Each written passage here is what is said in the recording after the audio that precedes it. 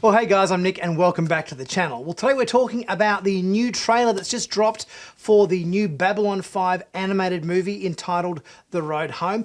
This trailer looks amazing. It looks like it's going to be a really great return to Babylon 5 and it's really got me excited for the franchise again. It's been so long since we've had any new Babylon 5 and most of the surviving cast have returned to give their voices to their previous roles in the show. So today we're going to have a look through the trailer bit by bit and break down some of the shots, see if we can work out who's in it, where we know there's time travel involved, where are they going in different timelines, what characters they're visiting, what is the sense of the storyline we're going to be up for in this new outing for our Babylon 5 heroes, and take a look at this animation style, which looks beautiful. I think it looks better in this trailer than it did in some of the previous stills that came out recently. I think once you see it all in motion and everything, it gives a whole new element to the show. It's this really gorgeous comic book style, anime style artwork, which looks really beautiful. I just can't wait for this this new outing for B5 to hit our TV screens.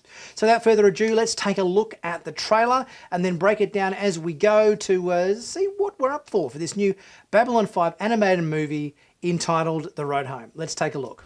I was there. I was there. At the dawn of the third age.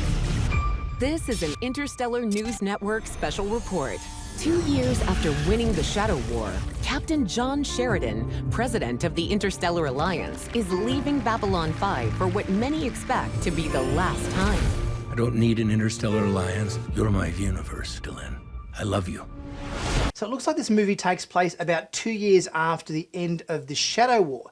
Now, the Shadow War ended at the sort of beginning of season 4. If the Shadow War ended at the beginning of season 4, that's our year, and our second year obviously is season 5, so it pretty much seems like this movie takes place essentially right where Babylon 5 finished, at the end of season 5. So this movie is kind of, I guess, what you would call the start of what would be a season 6. The trailer starts off with a shot in CNC. We've got a very ominous looking shadow vessel out the window there, but looking a little bit different to how we saw them back in the series. This one looks a bit more mechanical and less organic. We've got some Star Furies under attack by a Shadow Fighter, which seems to get destroyed. We've got a very beaten up Susan Ivanova with scars on her forehead and blood coming down her face and everything. Looks like she's been in for a bit of a fight. And a whole swarm of shadows being fired upon by an unknown assailant using some kind of shielding technology or whatever to protect themselves as well here. And our ISN network news story or whatever that says it's been 2 years since the Shadow War ended. So that,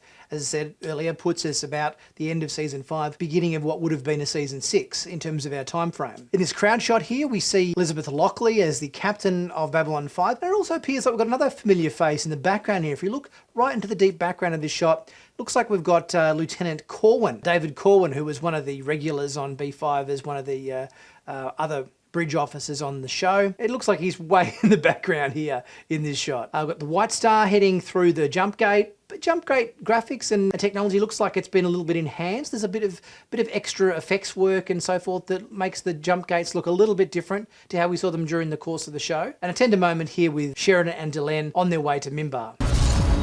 A friend of mine once said, the future is all around us, waiting in moments of transition, to be born in moments of revelation. This is just such a moment. Fire this baby up. Oh, something's wrong. What kind of energy does this facility use? Tachyons. Oh, crap. We get a very pretty shot here of Minbar with the waterfalls and everything, and a big kind of auditorium space that Sheridan's giving a speech to a crowd of Minbari.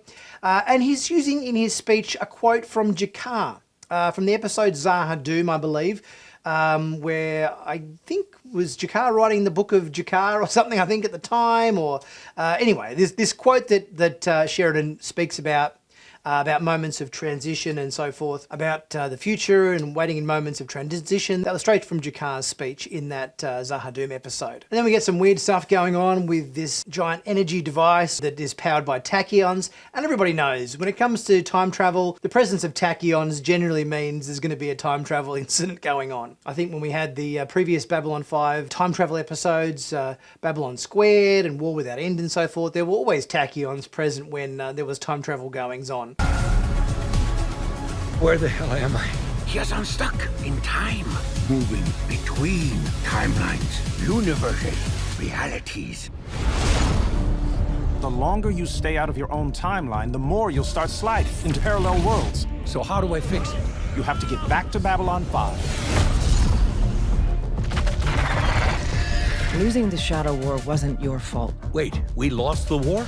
We see the Icarus here, which was the ship that Sheridan's wife, Anna, was on when she was taken by the shadows and everything. So it looks like we've got something going on there involving her potentially. We've also got Sheridan on the Sheridan family farm. Appears we've got his dad here, who was played in the series by Rance Howard, Ron Howard's father, who's a veteran actor and has been in many, many things over the years.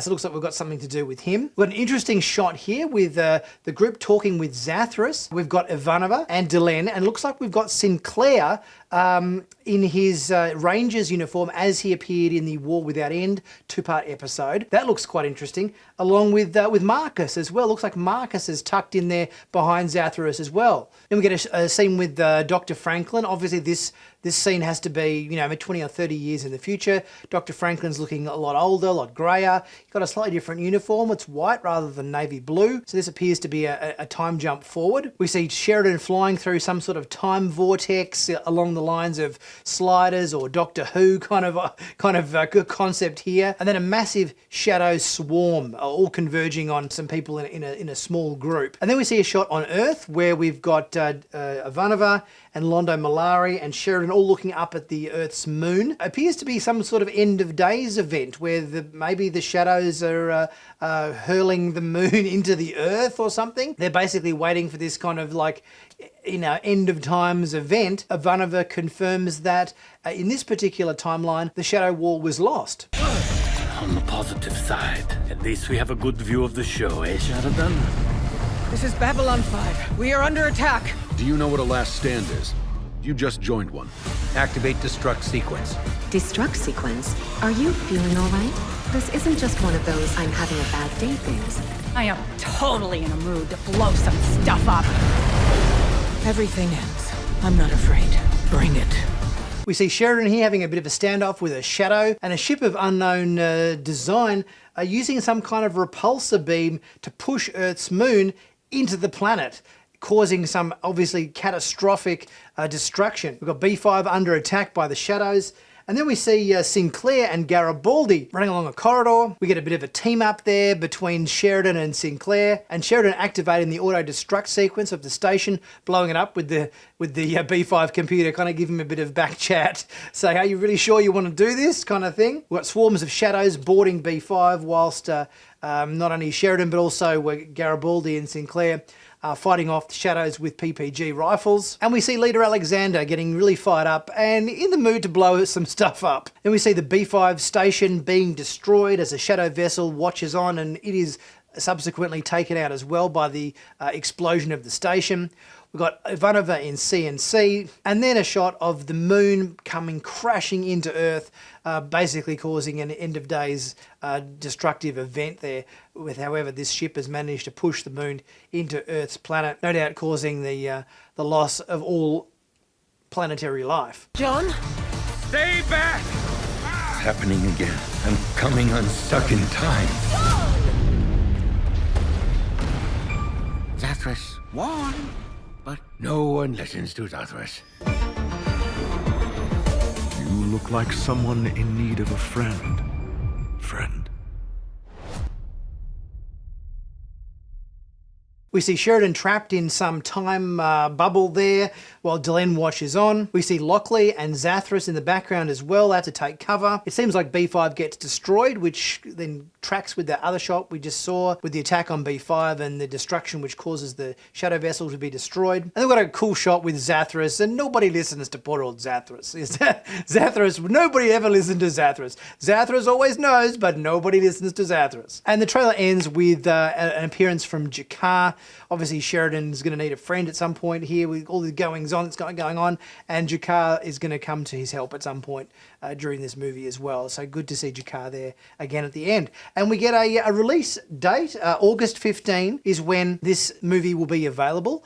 And also, it's going to be available on Blu-ray, 4K Ultra HD, and as a digital download as well. So I'm actually quite surprised that none of the streaming services are taking this on board. It's basically purchase only, whether that be via physical media or as a download. So that's really interesting that they've taken that road for this movie. They're not hitching their cart to a particular streaming service or whatever for a premiere event for this movie, which is quite an interesting choice. I absolutely loved this trailer. I think it looks amazing. Some of the visual effects in this animated movie, even though it's animated, look better than the show, which was live action back in the 90s or whatever. So, like, yeah, I can't wait for this event. Babylon 5 is one of my favourite sci-fi series of all time, so I really can't wait to see this new story and event coming in a couple of months' time. It looks like it's going to be a really exciting outing,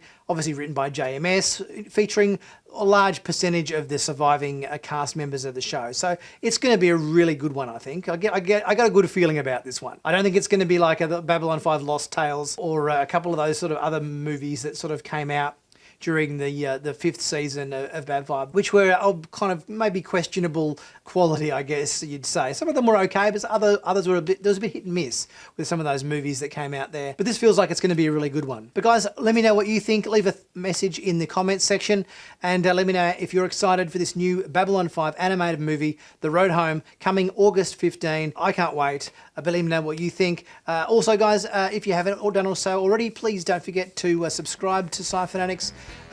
Keep up to date with all the latest Star Trek, Babylon 5, sci-fi TV news on YouTube. Also, don't forget to check out my merch in the merch store. We can pick up heaps of cool sci-fi themed t-shirts, hoodies, mugs, caps, you name it, it's all there.